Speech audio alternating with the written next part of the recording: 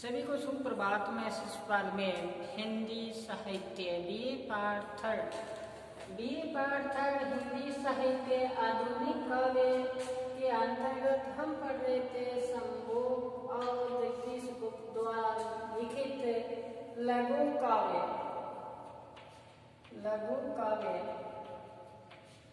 हम पढ़ रहे हैं। हमने चर्चा की राम द्वार से लेकर हमने पहले चर्चा की राजद्वार, हमने चर्चा की राजद्वार, फिर हमने पुष्पकयान,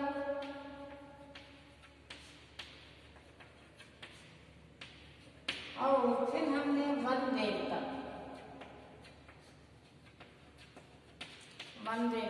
तक अध्ययन कर लिया। और आज हम चर्चा कर रहे हैं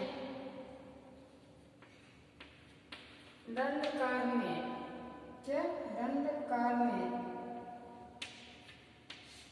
और प्रतिपक्ष।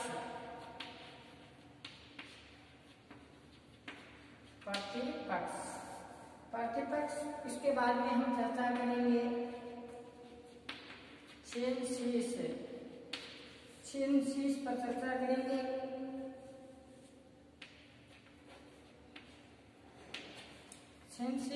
तिलक आत्मकथ्य और अंतिम है जो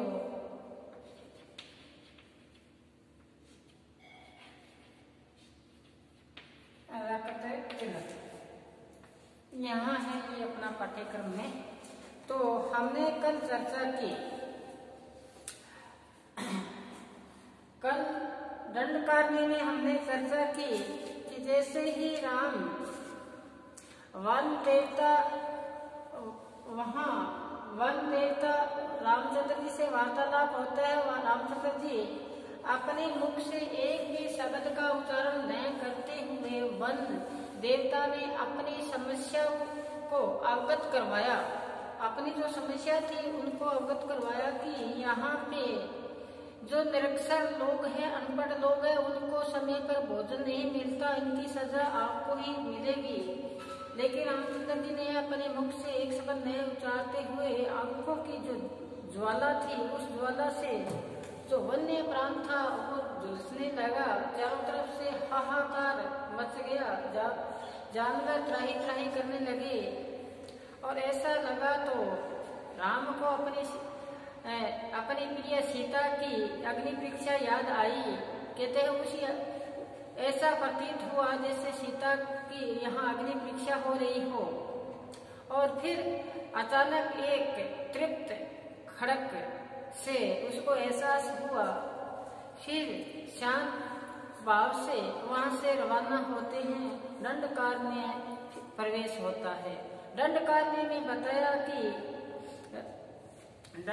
में बताया कि कोल की काया कमठ की पीठ से पर्वत रोक के खड़े निश्चल ढीठ से पर्वत के रास्ते में जैसे रामचंद्र जी वहां से दंडकारण्य में प्रवेश करते हैं तो वहां के पहाड़ है, ऊबड़ खाबड़ पहाड़ बताए और बताया कि वहां पर्वत इतने हैं कभी आंखों से ओझली नहीं हो पाते और ढीठ से जो पर्वत है। लेकिन यहाँ कवि जगदीश गुप्त द्वारा रचित लघु काव्य के अंतर्गत बताया है कि कठिन से कठिन कार्य करने में हम सक्षम तभी हो पाते हैं तब हम कर्मवीर की भांति आगे हम करते जाएं। एक साधे सब साधे सब जाए, रहमन मूर्ति जी को फूल फले अगाए। यदि हम अपनी कर्मबद्धता हम अपनी रफ्तार को नहीं रोके तो कठिन से कठिन कार्य है वो भी क्या है आसानी से प्राप्त हो जाता है। वो यहाँ बताया। तो बताया कि वहां पर बादलों की तरह श्यामल घन सघन जो पेड़ पौधों की वहां पर कतारें हैं, वन्य प्रदेश है, वहां ऐसा प्रतीत होता है जैसे दिन में घटाएं उमड़ आई है। सावन भादों की क्या आई है घटाएं उमड़ आई है, जिससे दिन में भी क्या हो जाए अंधेरा हो जाए।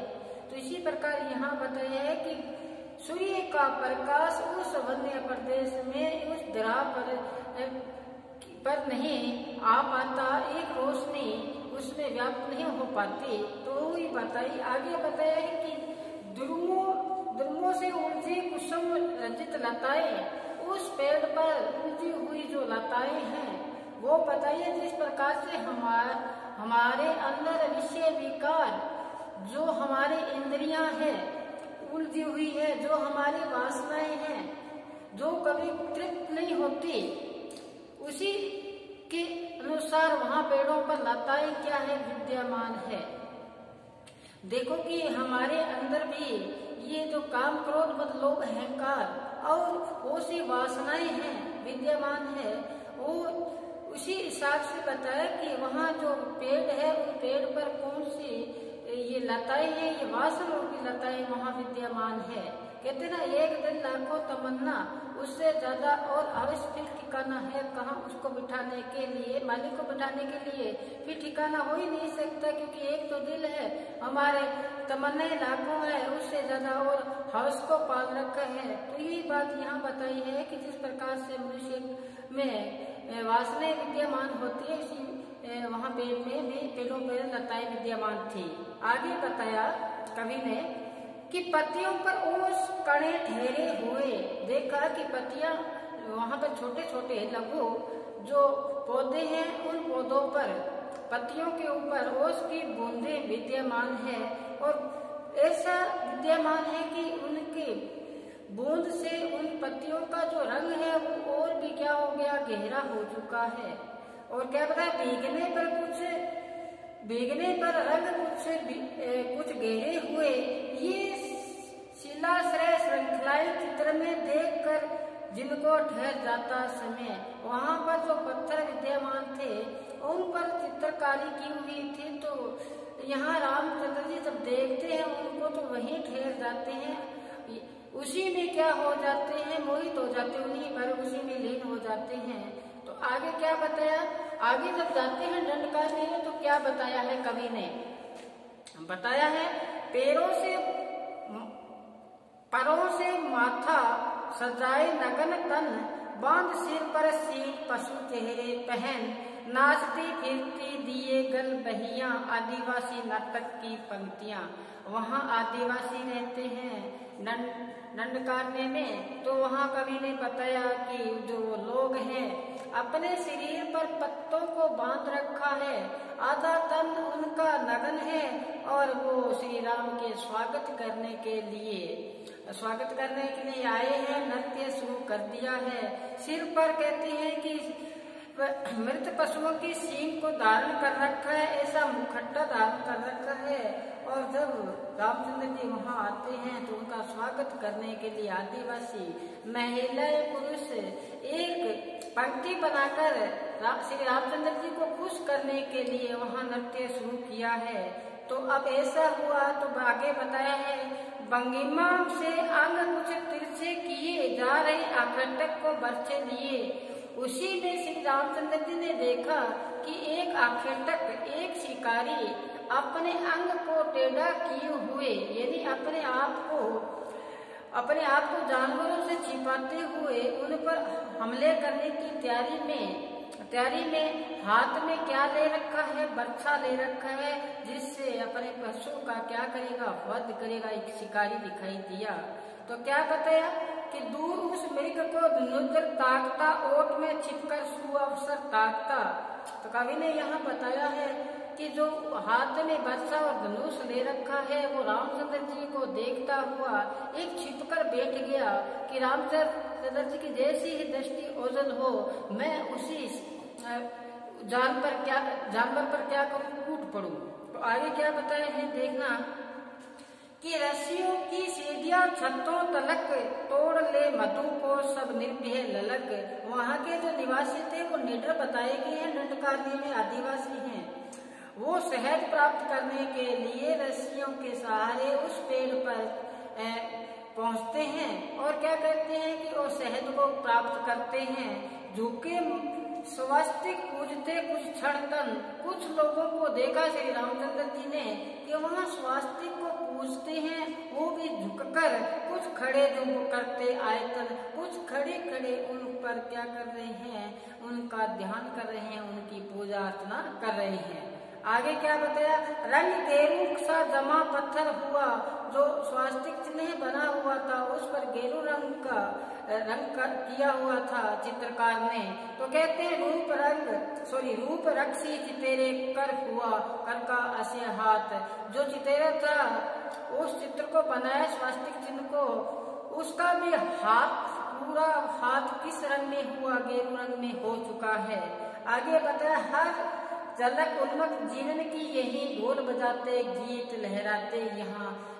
फिर रामचंद्र जी देखते हैं कि जो खुशियां यहाँ व्याप्त है वो खुशियां अन्य जगह हो ही नहीं सकती। देखो कि ये खुशियां आदिवासियों की यहाँ बताई कवि ने।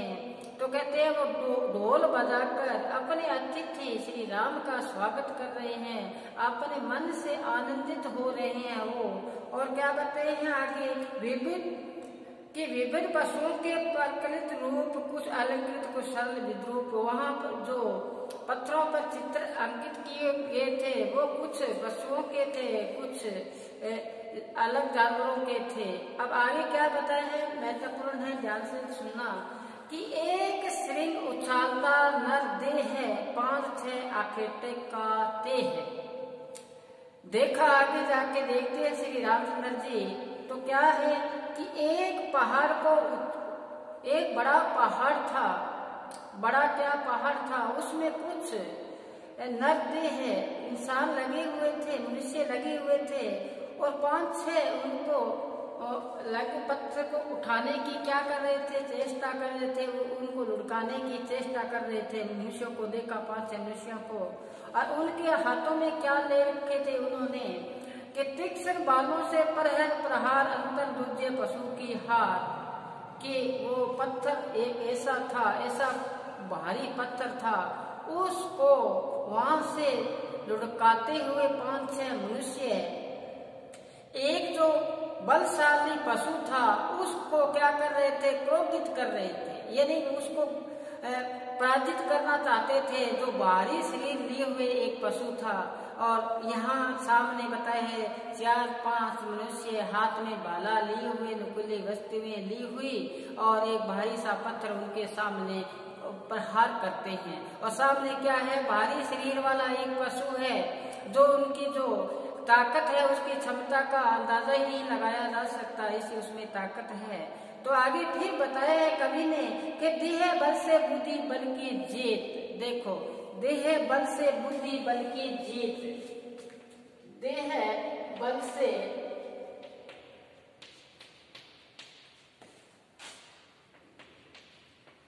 बुद्धि बल की जीत। देह बल से जीत किसकी होती है, बुद्धि की। देह से कितना ही ताकतवर क्यों न हो, लेकिन जो जीत सदैव होगी वो बुद्धि की होगी।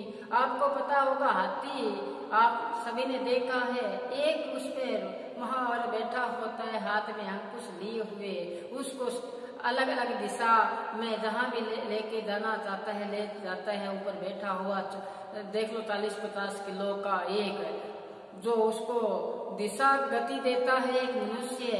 और हाथी कितना बड़ा जानवर है, उसको भी क्या कर लिया, काबू कर लिया ना। तो यही बात यहाँ बताई है कि 4-5 मनुष्य एक हाथ में भाला लिए हुए एक बलशाली पशु को भी अपनी दिशा में ले आते हैं, उसको नियंत्रित कर लेते हैं। तो कवि ने यहाँ बताने की चेष्टा की है, सदैव जो राज किया है किसने किया है, बुद्धि ने राज किया है।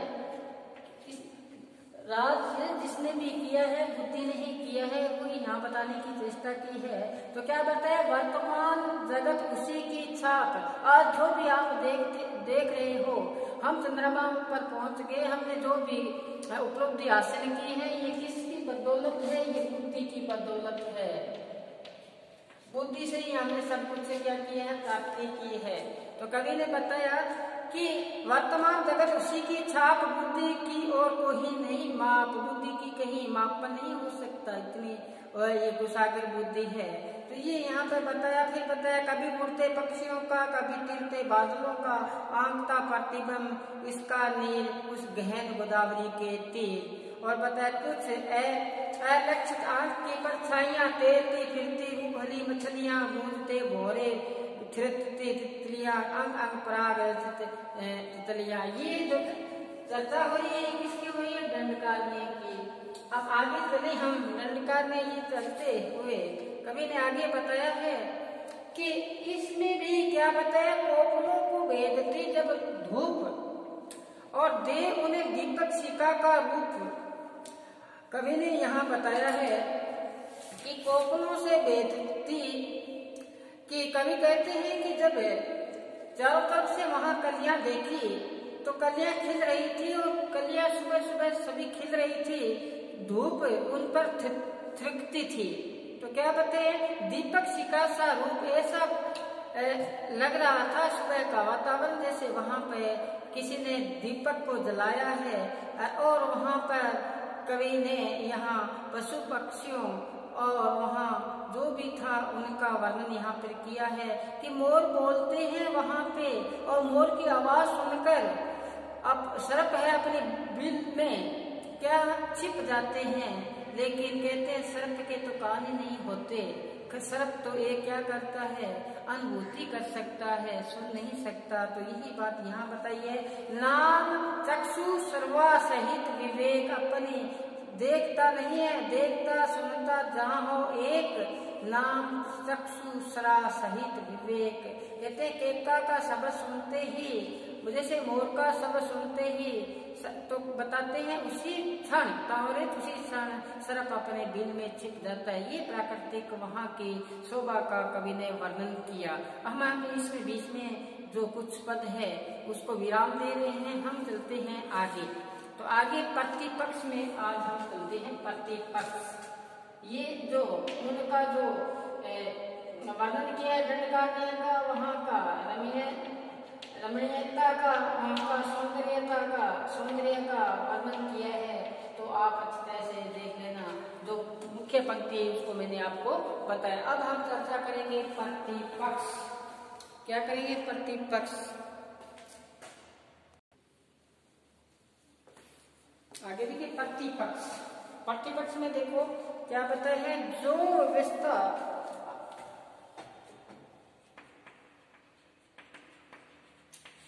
वो कहता है कि जो व्यवस्था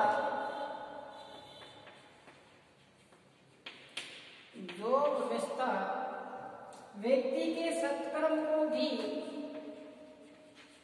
व्यक्ति के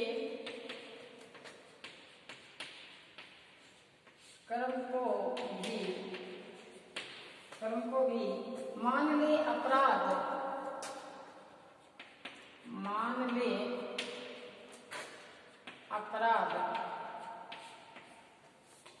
जो व्यवस्था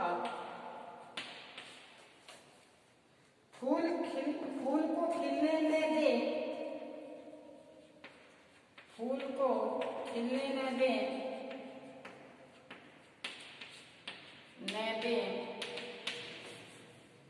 निर्बाध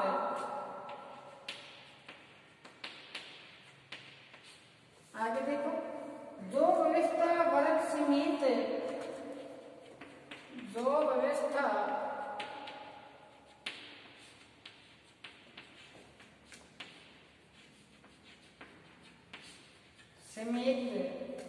वर्ग सीमित स्वार्थ से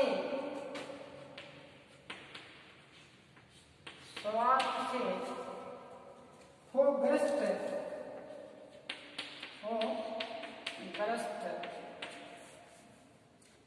वह विषम घातक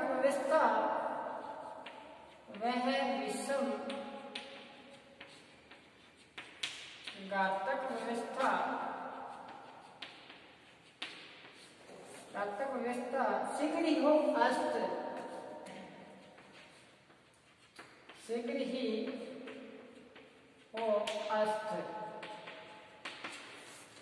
यहाँ पे ये जो प्रतिपक्ष है, कहते हैं कि दो मनस्वी व्यक्तियों में हुआ वध से पूर्व जो मानसिक संवाद लिख दिया वध बिंदु से इस लेखनी ने शुद्ध मन हो रहा कुछ याद।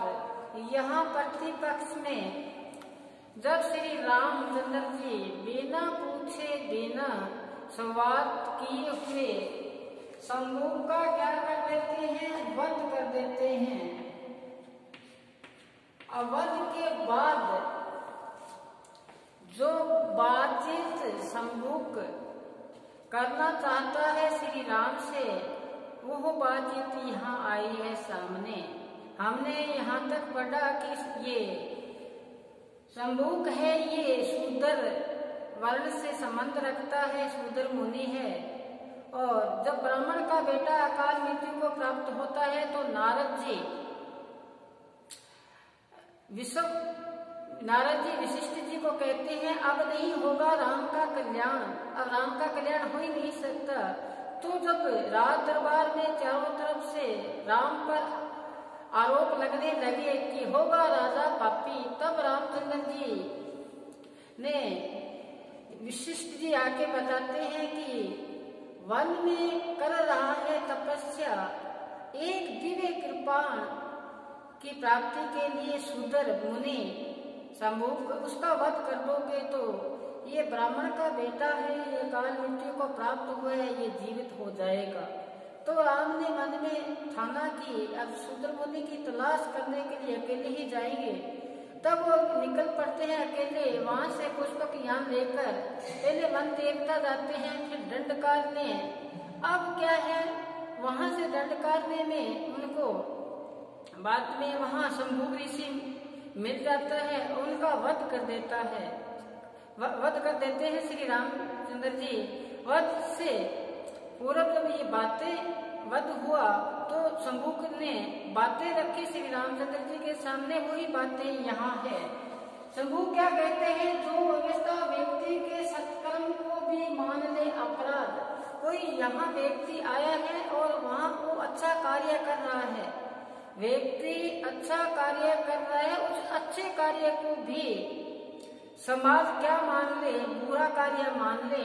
तो क्या बताएं, जो व्यवस्था फूल को खिलने न देने पर, कोई फूल है वो खिलना चाहता है और वो ऐसी व्यवस्था जो उसको खिलने न दे, तो क्या बताएं, जो व्यवस्था किस तरह सीमित वर्ग से स्वार्थ से जो वर्ण व्यवस्था पर आधारित हो, ऐसी व्यवस्थाएं जो सीमित हो किस पर, वर्ण व्यवस्था पर। ये ब्राह्मण है उच्च कुल से, ये निम्न कुल से, ऐसी जो वहाँ व्यवस्था है, तो कहते हैं ऐसी व्यवस्था से जो ग्रस्त है, ऐसी जो विषम घातक है ये व्यवस्था, इसका शीघ्र ही क्या हो जाए, अस्त हो जाए। ये बात कह रहे हैं शंभू जी। किससे कह रहे हैं, श्री राम से, क्योंकि श्री राम ने किसका वध कर दिया यहाँ शंभू का। तो शंभू कहते हैं ऐसी व्यवस्था जो अच्छे कार्य कर रहे हैं उसको निम्न वर्ग जानकर उसका क्या करते हैं, वध करते हैं। तो ऐसी वध है वो, ऐसा सत्कर्म को भी मान ले अपराध। इस पर हम और गहराई के साथ कल चर्चा करेंगे। तब तक आप घर पर रहें, सुरक्षित रहें, पढ़ते रहें। इसको और गहराई के साथ हम कल और करेंगे। आपका भी फर्ज बनता है कि इससे थोड़ा आगे का भाग बढ़ते जाए, जिसको हम आपको समझने में क्या रहेगी, आसानी रहेगी। घर पर रहें, आप सब सुरक्षित रहें, पढ़ते रहें। धन्यवाद।